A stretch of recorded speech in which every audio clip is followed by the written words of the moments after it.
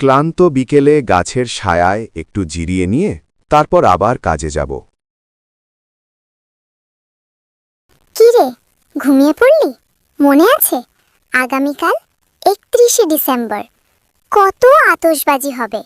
পশু পাখি সবারই কত কষ্ট হবে। ভালো করে দেখে নে, গাছের ডালে কাক তার বাসায় ডিম দিয়েছে। রিকশায় করে সুন্দর ঝকঝকে সকালে পাখির কিচিরমিচির শব্দে ঘুরে বেড়াচ্ছে লোকজন। তৃষ্ণার্ত কবুতর পানি পান করতেছে। গ্রামের ছেলেমেয়েরা কি সুন্দর ভুলকা ভাতের আয়োজন করেছে। তবে শহরের আনন্দ আর গ্রামের আনন্দ অনেক অমিল আছে, দেখে নে। ভাবতেছি এবার 31 ডিসেম্বর আমরা ভিন্নভাবে আয়োজন করব। আতশবাজি না করে কিছু শীতবস্ত্র বিতরণ করা হবে। শীতের কুয়াশা মাখা সকালে চারিদিকে কি সুন্দর প্রকৃতির রূপ। হলুদময় সরিষার ফুল, পাখিদের আনন্দ, মৌমাছি মধু সংগ্রহ, সব মিলিয়ে সুন্দর প্রকৃতির সাথে একটা মুক্ত বাতাস। আজ রাতে আতশবাজি ফোটাবো। অনেকগুলো পটকা নিয়ে এসছি, জানালা দিয়ে বাইরে ছুঁড়ে মারব। আতশবাজির ফাটানো প্রকৃতির জন্য বড় আঘাত হানে।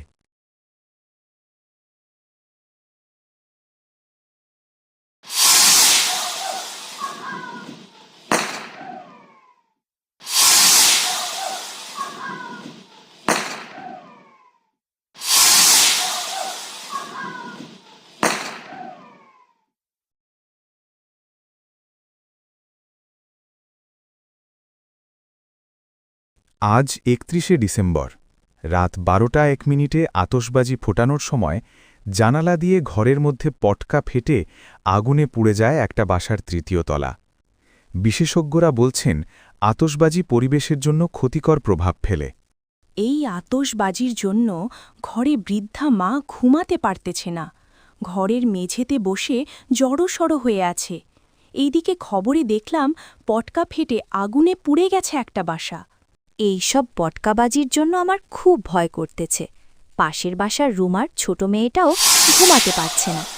এরপর গভীর রাতে একটার পর একটা আতশবাজি ফোটানোর প্রতিযোগিতা শুরু হয়েছে। গাছে গাছে পাখি উড়ে বেড়াচ্ছে। পটকা ফেটে পিঁপড়ে বাকি মরে মাটিতে লুটিয়ে পড়ছে। আতশবাজি ফানুস উড়িয়ে নিরীহ পশুপাখিগুলো ঘর ছাড়া।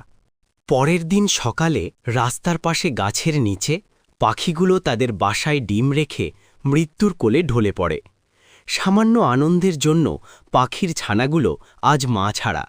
ডিমগুলো ছড়িয়ে ছিটিয়ে রয়েছে চারপাশে। কে বলবে তাদের কথা?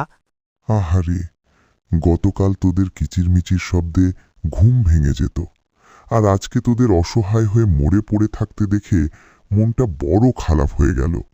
কিরে আরজু, এবার ঘুম থেকে উঠে এবারের নববর্ষ ভিন্নভাবে আয়োজন করা। আমি চললাম। এ কি স্বপ্নে দেখলাম! আসলেই তো, এভাবে কখনো ভাবিনি আমরা। যাই, রহিম চাচার সাথে কথা বলতে হবে। চাচা, আসসালামু আলাইকুম, কেমন আছেন? চাচা, ৩১শে ডিসেম্বর রাতে আমরা সবাই আতশবাজির পরিবর্তে শীতবস্ত্র বিতরণ কর্মসূচি হাতে নিয়েছি, আর এলাকায় কাউকে আতশবাজিও করতে দেব না। বাবারা, এ তো খুব ভালো কাজ। আমি বলি কি, এলাকায় তোমরা মাইকিং করে সবাইকে জানিয়ে দাও যে আতশবাজির পরিবর্তে শীতবস্ত্র বিতরণ কর্মসূচি হাতে নিয়েছ। একটি বিশেষ ঘোষণা। আজকে রাতে ৩১শে ডিসেম্বর উপলক্ষে এলাকায় যদি কেউ আতশবাজি, ফানুস, পটকা ফোটায় তাহলে তার জরিমানা ১,০০০ টাকা করা হবে। উল্লেখ্য যে যদি বাসার ছাদে আতশবাজির অনুমতি দেয় তাহলে বাসার মালিকের ৫,০০০ টাকা জরিমানা করা হবে। আদেশক্রমে রহিম চেয়ারম্যান। আরও উল্লেখ্য যে ওই দিন সন্ধ্যায় শীতবস্ত্র বিতরণ করা হবে। শীতবস্ত্র বিতরণ কর্মসূচিতে আতশবাজির টাকা দিয়ে যে কেউ অংশগ্রহণ করে সহায়তা করতে পারবে।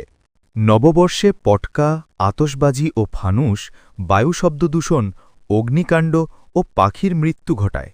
পরিবেশ ও জনস্বাস্থ্য রক্ষায় এটি পরিহার করি।